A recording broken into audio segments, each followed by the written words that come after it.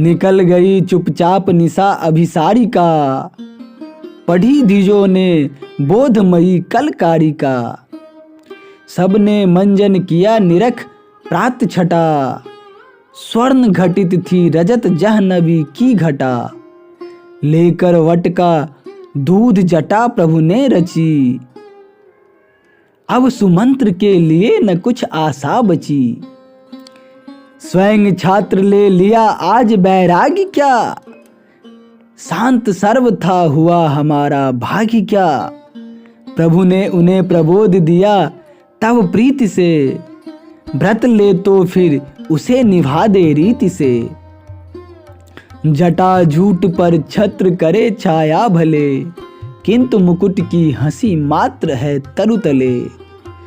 सौम्य यहाँ क्या काम भला विधि वाम का, यह तो है सौभाग्य तुम्हारे राम का। जाकर मेरा कुशल कहो तुम तात से, दो सबको संतोष मिले जिस बात से। मूल तुल्य तुम रहो फूल से हम खिले, कब बीते यह अवधि और आकर मिले। फिर भी ये दिन अधिक नहीं है अल्प है, काल सिंधु में बिंदु तुल्य युग कल्प है। समयोचित संदेश उन्हें प्रभु ने दिए, सबके प्रीति निज भाव प्रकट सबने किए। कह न सके कुछ सचिव विनीत विरोध में, उमरी करुणा और प्रबोध निरोध में।